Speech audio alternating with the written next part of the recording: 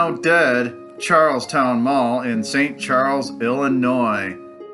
This mall was built in 1991 and opened with the anchors of Sears, J.C. Penney's, Kohl's, and Carson Pirie Scott. As you can see, this mall has a 90s vibe to it. It looks very typical of some other malls in the state that have opened within this time period. Namely, the Northfield Square Mall in Bradley, Illinois, kind of has that same vibe to it. And the Illinois Star Center Mall, which is also dead, down in Marion, Illinois. So, my observation here. There was already an existing mall in St. Charles on the west side, which had a Kmart and a Spees department store and some stores in between. And at the time, the west side was starting to develop a retail corridor which stretches along Randall Road through Batavia and Geneva, as well as St. Charles. Also, there are a lot of existing shopping centers at the time that were very close, and there was a lot of competition. Namely, the Stratford Square Mall, which as of right now is going through its own struggles. There's also the Spring Hill Mall that isn't very far from here, and the Fox Valley Mall down in Aurora. So I kind of wonder if this mall was doomed from the beginning.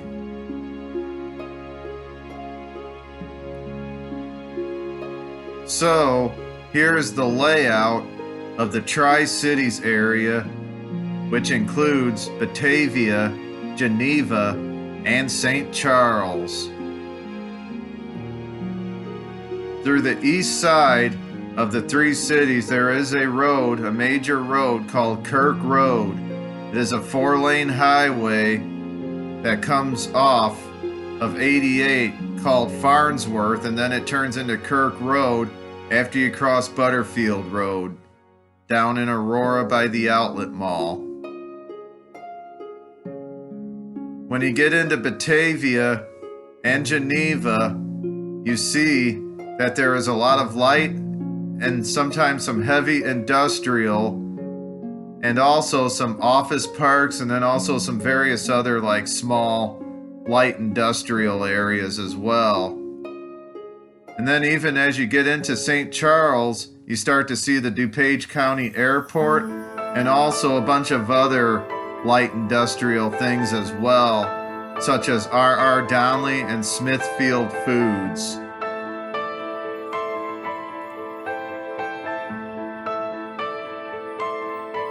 Along the Fox River, where you have routes 25 and Route 31, those are the Old Town areas, and they are very charming.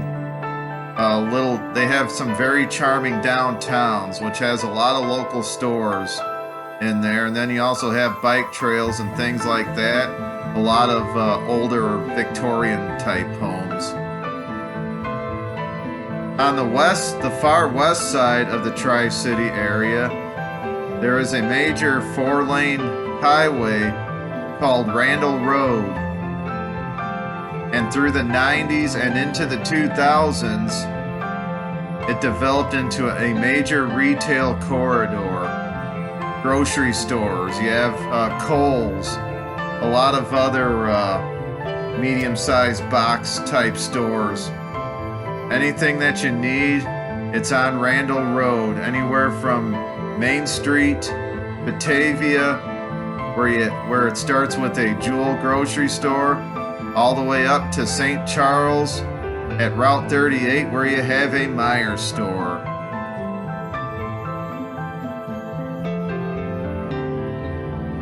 St. Charles Mall started to become obsolete and started emptying out after Charlestowne Mall was built. So the west side of St. Charles through the 90s and into the 2000s was sitting on a dead mall, which as of right now is now demolished and is developed into apartments. The last major retail development to happen along this stretch of Randall Road is the Geneva Commons. In the early 2000s, it was announced that a lifestyle center would be built in Geneva along Randall Road. And the store lineup that would be included also somewhat matched the store lineup that was in the Charlestowne Mall on the east side. And Geneva Commons ended up opening in 2002. And some of the stores that were in the Charlestowne Mall ended up moving over to Geneva Commons. And this started the death of Charlestowne Mall. A couple of years before that, Charlestowne Mall lost JCPenney's as an anchor, but was quickly filled by Davenport-based Von Maur department store, and that would be the second Von Maur department store to be in the Chicago area.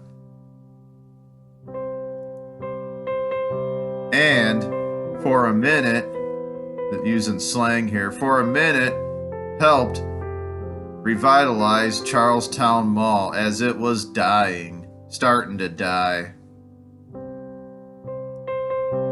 Fast forward to about 2011, Charlestowne Mall would lose another anchor, and this time it would be Sears.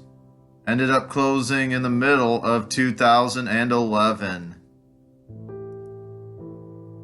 So after Sears left, Charlestowne Mall was left with Kohl's, Carson Pirie Scott, and Von Maur as the anchors, as well as the movie theater.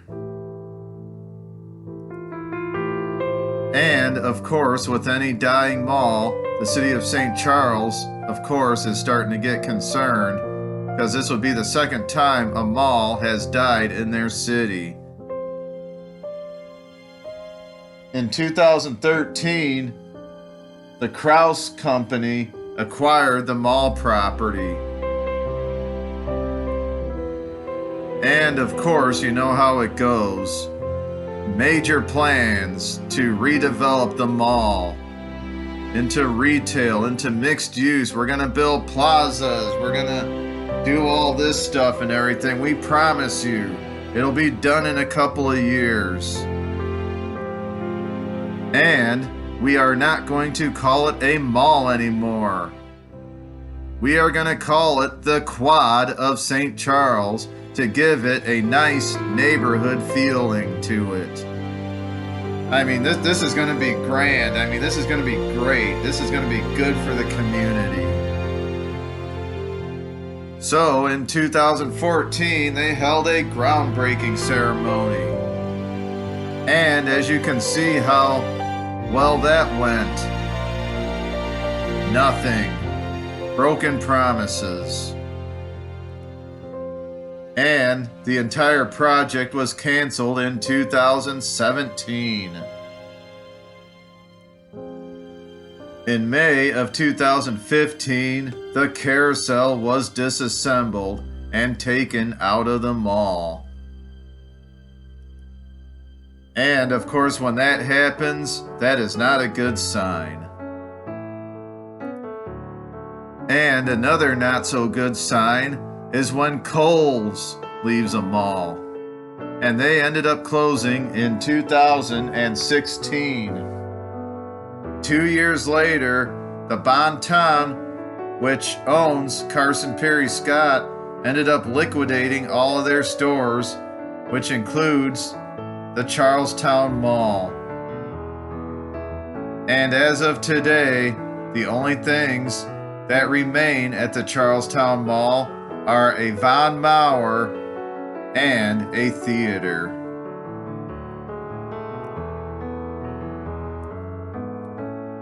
Fast forward to 2021. Kraus still owns the mall. However, they have updated plans for redevelopment of the now closed and mostly vacant Charlestowne Mall. New plans would be a mixed-use urban district.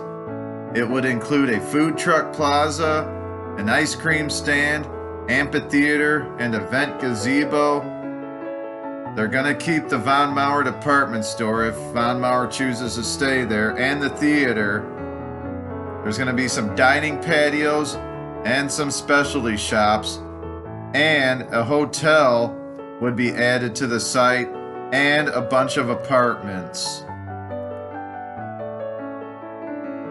And that is the update of the Charlestowne Mall.